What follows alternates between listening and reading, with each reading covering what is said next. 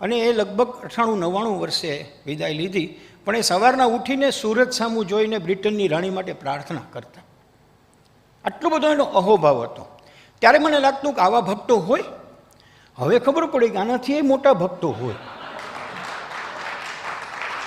આ તો કાંઈ નથી સાહેબ.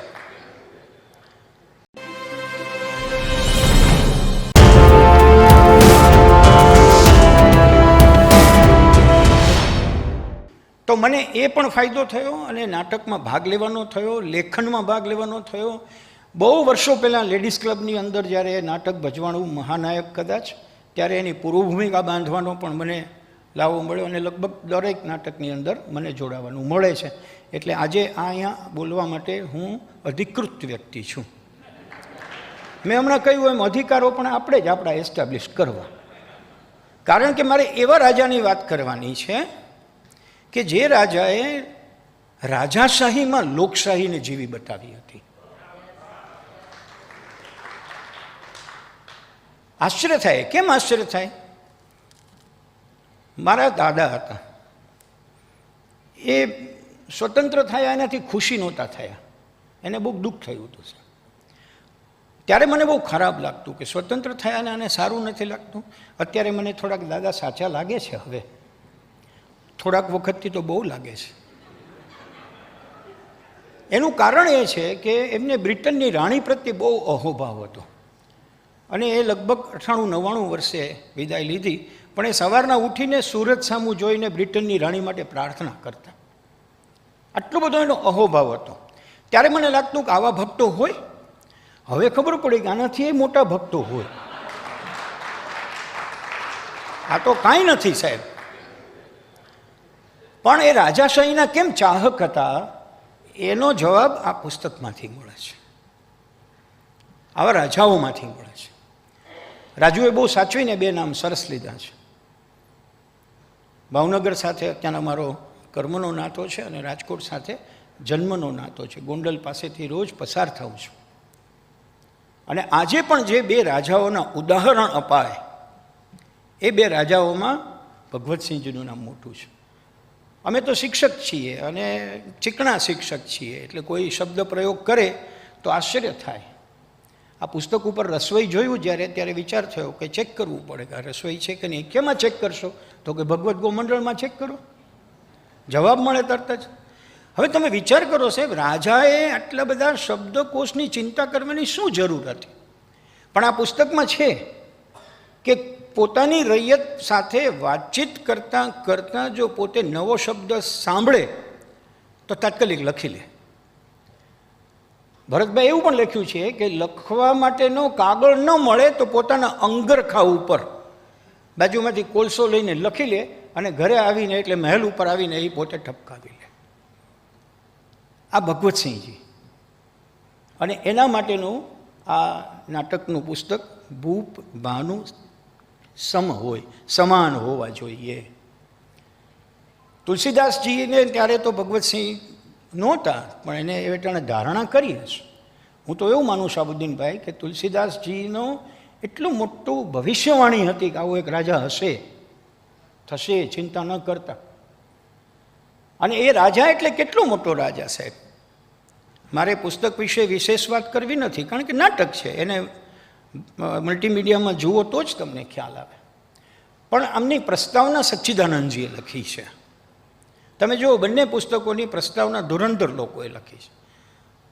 સંતોની દુનિયામાં કોઈ રાજાશાહીથી જીવતો માણસ હોય તો એ સંતનું નામ સચ્ચિદાનંદજી છે.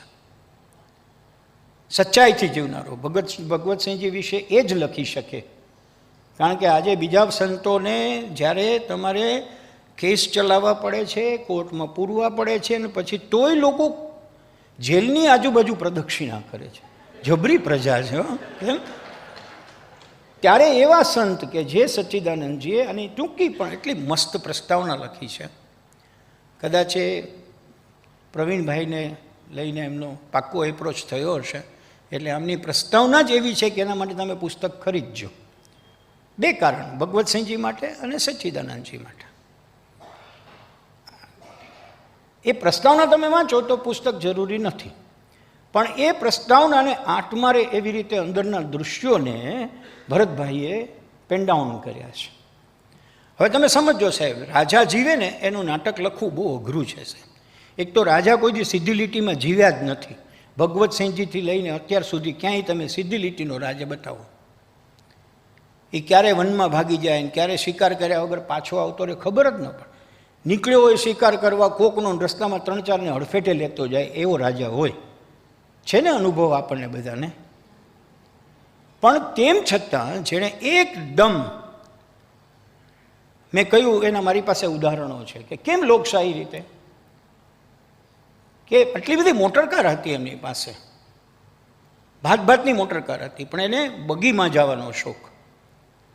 અને બગીમાં જવાનું એટલું નહીં સાહેબ, સમજો તમે, એ ઘોડાની બગીમાં બેસીને નીકળે જેથી કરીને ફેસ ટુ ફેસ પ્રજાને મળી શકે, જરૂર પડે ત્યાં ઊભા રહી જઈ શકે ને ઉતરીને વાત કરી શકે. ત્યારે હા કમાન્ડો નહીં હોય, શું હશે શું? આ કમાન્ડોનો જન્મ ક્યાંથી થયો? કોઈક એના વિશે રિસર્ચ કરવા જેવું છે. ત્યારે એમને ઉતરી જાય અને પ્રજાની સાથે વાત કરવા માંડે, એટલે સરળતા માટે થઈને એ કામ કરે. પણ એ બગી પોતાનો વપરાશ પૂરો થઈ જાય પછી કોઈને લગ્ન સમારંભ માટે જોતી હોય તો એ ભાડે પણ આપે. હાલો, આ અત્યારે કોઈક શીખે તો સારું. આપણને 1600 કરોડનું વિમાન કોઈ ભાડે આપે તો મજા આવે. તેમાં કેટલી જમાવટ છે. ભલે આપણને ભાડું પોસાય નહીં એટલે આપણે ન લઈએ, એ આપણે જુદી વાત છે આખી. પણ એ બગી એક રસ્તા ઉપરથી નીકળી અને સામેથી કોઈ એક ગાડી આવતી હતી, ટ્રક આવતી હતી, એને ઠોકર વાગીને બગી પડી ગઈ. રાજા પોતે ફંગોળાઈ ગયા. જાણવા મળ્યું કે એ ટ્રકનો ચાલક ડ્રાઈવર હતો, એ ડ્રાઈવર તો મુસ્લિમ હતો. અને મુસ્લિમ હતો એટલે તો વધુ પાછી સેન્સિટિવ વસ્તુ બને. અને આજુબાજુથી બધા દોડી આવ્યા અને હજી પહેલાં ડ્રાઈવરને કાંઈ કહે પહેલાં મહારાજાએ બહાર આવીને કહ્યું, દોષ એનો નથી,